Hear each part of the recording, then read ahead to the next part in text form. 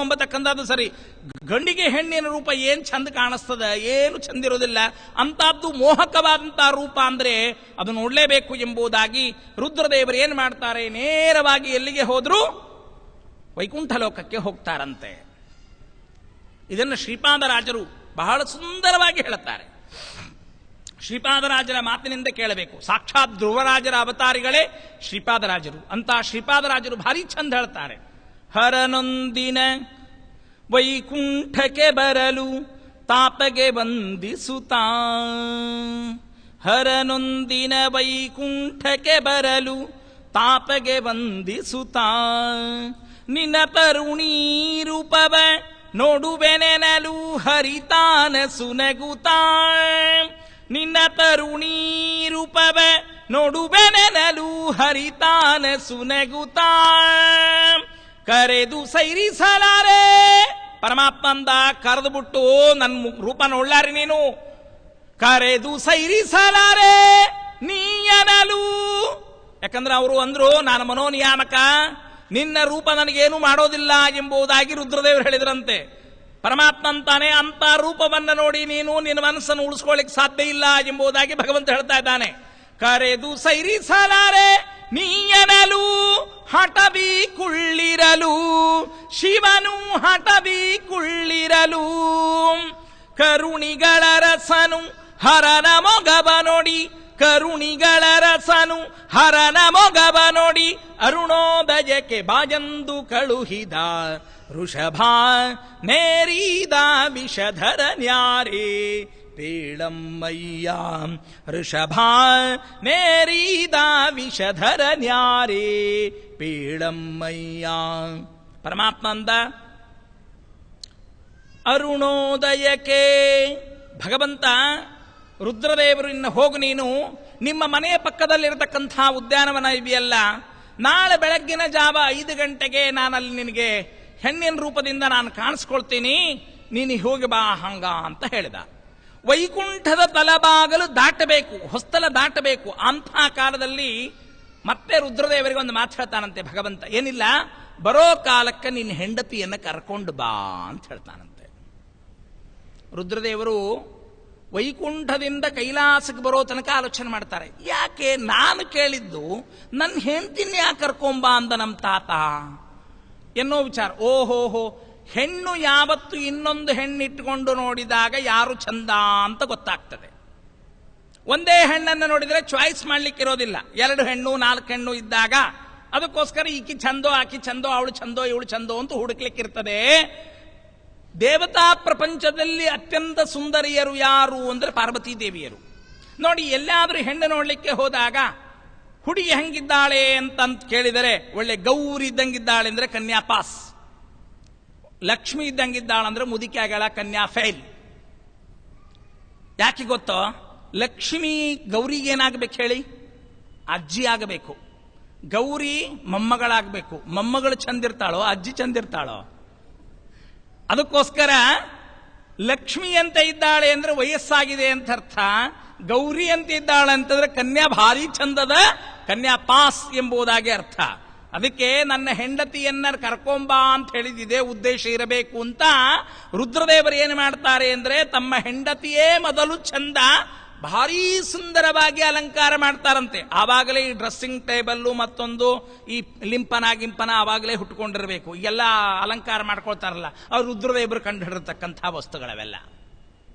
ಭಾರೀ ಸುಂದರಳಾಗಿರ್ತಕ್ಕಂಥ ಗೌರಿ ದೇವಿಗೆ ಮತ್ತಿಷ್ಟು ಚಂದವಾಗಿ ಅಲಂಕಾರ ಮಾಡಿಕೊಂಡು ಬೆಳಗಿನ ಜಾವ 4:45 ಗಂಟೆಗೆ ನೇರವಾಗಿ ಹೇಳಿದಂತ ಉದ್ಯಾನವನದಲ್ಲಿ ಬಂದು ಪಾರ್ವತಿ ಮತ್ತು ಪರಮೇಶ್ವರ ಸಾಕ್ಷಾತ್ ರುದ್ರದೇವರು ಪಾರ್ವತಿ ದೇವಿ ಕೂತಿದಾರಂತೆ. ಆ ಪಾರ್ವತೀ ದೇವಿಯ ಮುಖವನ್ನ ನೋಡ್ತಾ ಆನಂದ ಪಡ್ತಾ ಇದ್ದಾರೆ ರುದ್ರದೇವರು. ಎಷ್ಟು ಚಂದಿದ್ದೀಯೇ, ಅಷ್ಟು ಚಂದ ನೋಡೇ ಇರಲಿಲ್ಲಂತೆ ಅವರು. ಯಾಕಂದ್ರೆ ನಿರಂತರವಾಗಿ ಹರಿಸ್ಮರಣೆ ಮಾಡತಕ್ಕಂಥ ರುದ್ರದೇವರಿಗೆ ಹೆಂಡತಿಯ ರೂಪವನ್ನ ನೋಡಿ ಆನಂದ ಪಟ್ಟಿದ್ದೇ ಇಲ್ಲಂತೆ. ನಮಗೆ ಹೆಂಗೆ ಹೆಂಡತಿಯ ಮುಖವನ್ನ ಬಿಟ್ಟರೆ ದೇವರ ಸ್ಮರಣೆಯೇ ಹೇಗೆ ಬರೋದಿಲ್ಲವೋ, ಸಂಸಾರದಲ್ಲೇ ನಿರಂತರವಾಗಿ ನಮ್ಮ ಮನಸ್ಸು ದೇವರ ಕಡೆ ಒಂದು ಕ್ಷಣ ಇರೋದಿಲ್ಲ ನಮ್ಮ ಮನಸ್ಸು. ಆದರೆ ಪಾರ್ವತೀ ದೇವಿಯನ್ನು ನೋಡಿದ್ದೇ ಇಲ್ಲಂತೆ. ನಿರಂತರವಾಗಿ ಹರಿಸ್ಮರಣೆಯಂತೆ ರುದ್ರದೇವರಿಗೆ. ಅದಕ್ಕೋಸ್ಕರ ತೈಲಧಾರಿಯಂತೆ ಮನಸ್ಸು ಕೊಡು ಹರಿಯಲ್ಲಿ ಶಂಭೋ ಕೈಲಾಸವಾಸ ಗೌರೀಶ ಈಶ. ವಿಜಯದಾಸರು ಭಾರಿ ಚಂದಾಗಿ ಸ್ತೋತ್ರ ಮಾಡುತ್ತಾರೆ. ಅಂಥ ರುದ್ರದೇವರು ಆನಂದೋ ಕಾಲ ಗೌರೀದೇವಿಯನ್ನು ಸ್ತೋತ್ರ ಮಾಡೋ ಕಾಲಕ್ಕೆ ಹೇಳ್ತಾರೆ, ಅರುಣೋದಯಕ್ಕೆ ಗಂಗಾಧರ ಬರಲು 16 ವರುಷದ ತರುಣೀರೂಪದಿ ಹರಿವನದೊಳಗಿರಲು.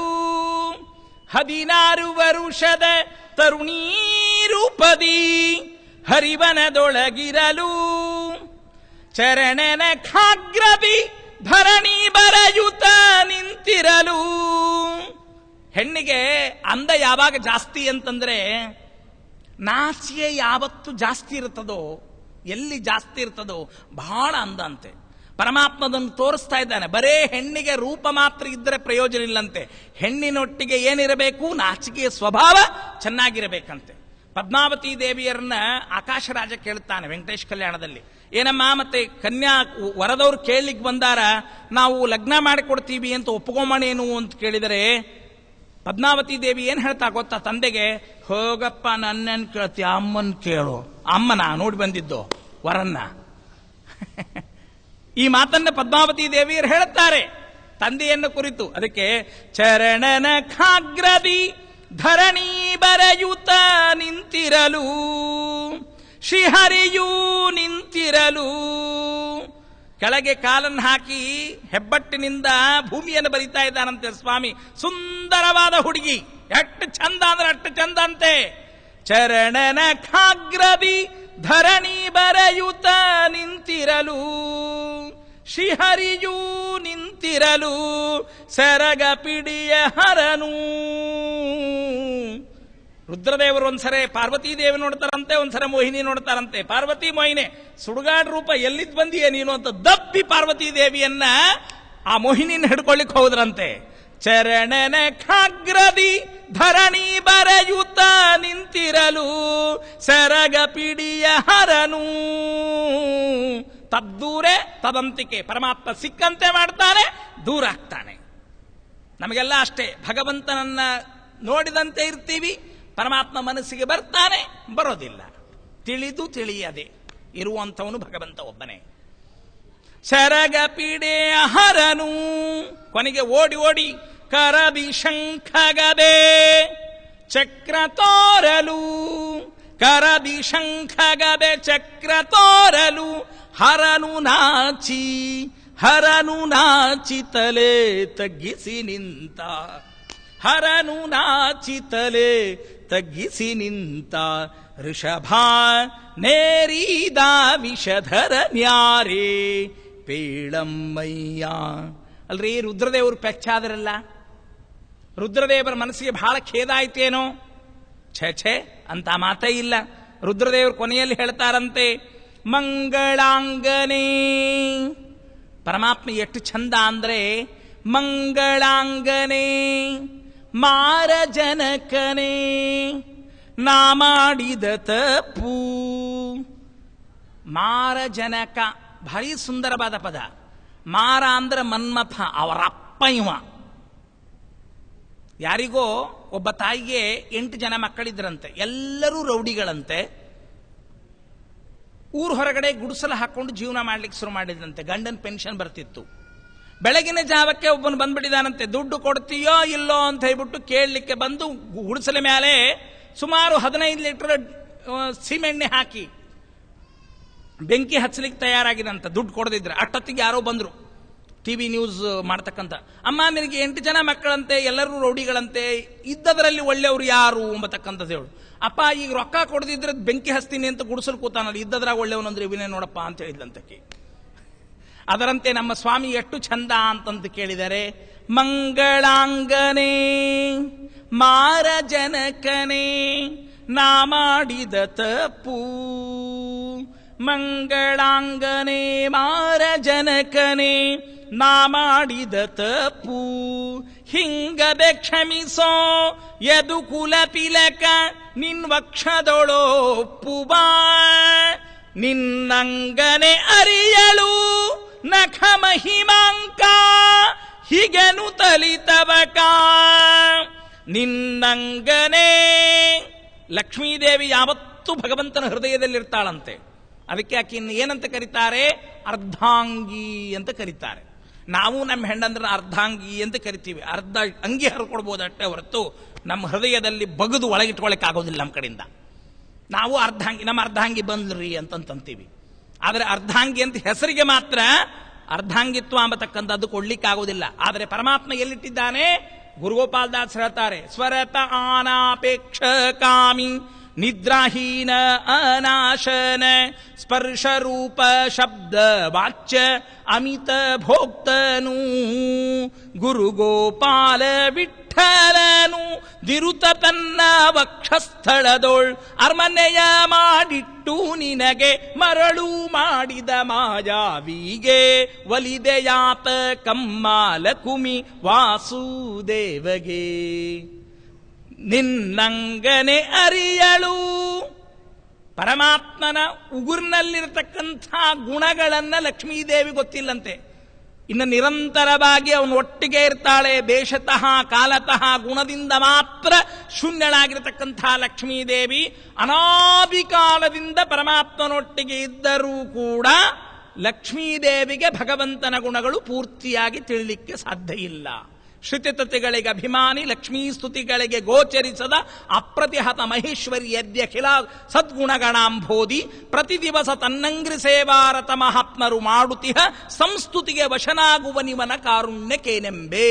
ಜಗನ್ನಾಥರಾಯರು ಹರಿಕಥಾಮೃತ ಸಾರದಲ್ಲಿ ಹೇಳ್ತಾರೆ ಈ ಮಾತನ್ನ. ಅದಕ್ಕೆ ಭಗವಂತನಿಗೆ ಬೇಕಾಗಿರತಕ್ಕಂಥದ್ದೇನು ಅಂದರೆ ನಮ್ಮ ಮನಸ್ಸು.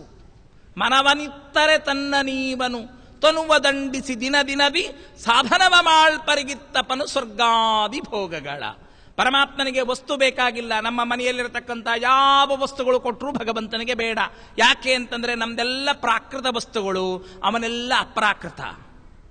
ಗುರುಗೋಪಾಲದಾಸ್ ಹೇಳ್ತಾರೆ, ಭಜಕ ಜನರ ಭಾಗ್ಯೋದಯ ಭಾಗವತ ಧ್ಯೇಯ ಶುಭ ಗುಣಗಣ ನಿಲಯ ವಿಜಯ ಸರತಿ ವಿಖ್ಯ ಕೆಳಹೇಯ ವಿನಿರ್ಜಿತ ಮಾಯ ವಿಪ್ರಗೋಸುರ ಪ್ರಿಯ ತ್ರಿಜಗಾಧೀಶನೆ ಅಪ್ರಾಕೃತ ಕಾಯ ಕವಿ ಜನಘೇಯ ವೆಂಕಟಗಿರಿ ರಾಯ ನಿಜ ಗುರು ಗೋಪಾಲ ವಿಠಲಯ್ಯ ನಮೋ ನಮೋ ಜೀಯ ಬೇಗ ಪಿಡಿಯನ್ನ ಕೈಯ ರಕ್ಷಿಸೋ ವೆಂಕಟ ಗಿರಿರಾಯ ರವಿ ಶತ ತೇಜ ಆಶ್ರಿತ ಕಲ್ಪ ಭೋಜ ರಕ್ಷಿಸೋ ವೆಂಕಟ ಗಿರಿರಾಯ ರವಿ ಶತ ತೇಜ. ನಿನ್ನಂಗನೆ ಅರಿಯಳು ನಖ ಮಹಿಮಾಂಕ ಹೀಗೆನು ತಲಿತಬಕ ರಂಗವಿಠಲನ ಪದಗಳ ಪಿಡಿದು ಸಾಷ್ಟಾಂಗ ಬೆರಗಿ ಕೈಲಾಸಕ್ಕೆ ನಡೆದ ಋಷಭ ನೇರಿದ ವಿಷಧರ ನ್ಯಾರೇ ಪೇಳಮ್ಮಯ್ಯ. ಅಂಥ ರುದ್ರಾದಿ ದೇವತೆಗಳು, ಇಂದ್ರಾದಿ ದೇವತೆಗಳು, ಬ್ರಹ್ಮಾದಿ ದೇವತೆಗಳು, ಲಕ್ಷ್ಮೀದೇವಿ ಪರಮಾತ್ಮನ ಗುಣಗಳನ್ನು ಪೂರ್ತಿಯಾಗಿ ತಿಳಿಲಿಕ್ಕೆ ಅಸಮರ್ಥರಾಗಿದ್ದಾರೆ. ಹಾಗಂಥೇಳಿ ಬಿಡ್ಲಿಕ್ಕೂ ಇಲ್ಲ.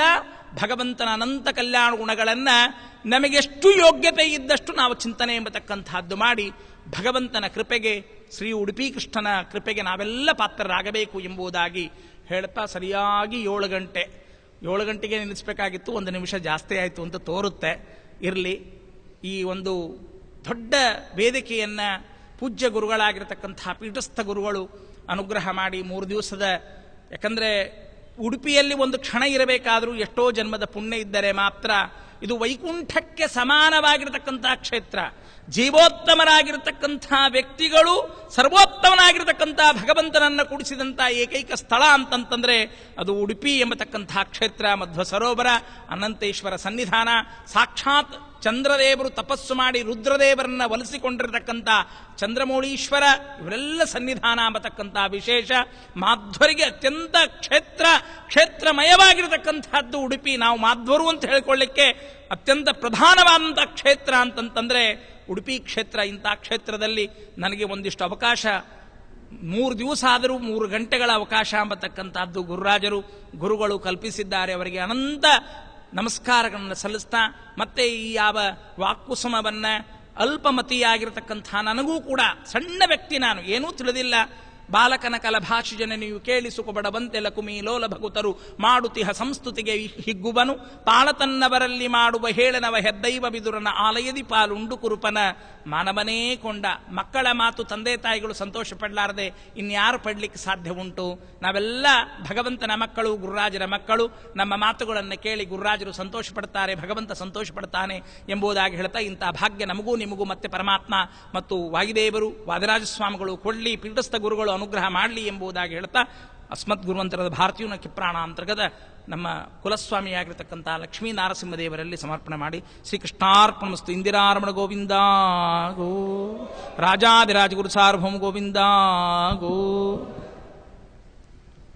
3 ದಿವಸಗಳ ಕಾಲ ಹೇಗೆ ಕಾಲ ಹೋಯಿತೆಂಬುದೇ ಗೊತ್ತಾಗಲಿಲ್ಲ. ಅಷ್ಟು ಸುಮಧುರ ಕಂಠದಿಂದ ಆ ಹರಿದಾಸರು ಕೊಂಡಾಡಿರತಕ್ಕಂತಹ ವಾಯುದೇವರ ಪರಮಾತ್ಮನ ಮಹಿಮೆಯನ್ನು ಅದ್ಭುತ ರೀತಿಯಲ್ಲಿ ಆಚಾರ್ಯ ತಿಳಿಸಿಕೊಟ್ಟಿದ್ದಾರೆ. ಅವರಿಗೆ ಪರ್ಯಾಯ ಶ್ರೀ ಸೋದೆ ವಾದಿರಾಜ ಮಠದ ಪರವಾಗಿ ಅನಂತ ಧನ್ಯವಾದ ಹೇಳ್ತಾ, ಆಚಾರ್ಯರು ಮತ್ತೆ ಕರೆದಾಗ ಬಂದು ಈ ವಾಂಗ್ಮಯ ಸೇವೆಯನ್ನು ನಡೆಸಿಕೊಡಬೇಕೆಂಬುದಾಗಿ ಮತ್ತೆ ಅವರಲ್ಲಿ ಕೇಳಿಕೊಳ್ಳುತ್ತಾ, ಎಲ್ಲ ಶ್ರೋತೃಂದಕ್ಕೂ ಕೂಡ ಶ್ರೀಮಠದ ಪರವಾಗಿ ಧನ್ಯವಾದ ಹೇಳ್ತಾ, ನಾಳೆಯಿಂದ ಭಾಗವತ ದಶಮಸ್ಕಂದದ ಪ್ರವಚನ ಶ್ರೀ ಮುರಳೀಧರಾಚಾರ್ಯವರಿಂದ ನಡೆಯಲಿಕ್ಕಿದೆ. ಸದ್ಭಕ್ತರದರೆಲ್ಲ ಪಾಲ್ಗೊಳ್ಳಬೇಕೆಂಬುದಾಗಿ ಕೇಳಿಕೊಳ್ಳುತ್ತಾ ಇವತ್ತಿನ ಧಾರ್ಮಿಕ ಪ್ರವಚನ ಕಾರ್ಯಕ್ರಮಕ್ಕೆ ಮಂಗಲವನ್ನು ಹೇಳ್ತೇವೆ. ಶ್ರೀಕೃಷ್ಣ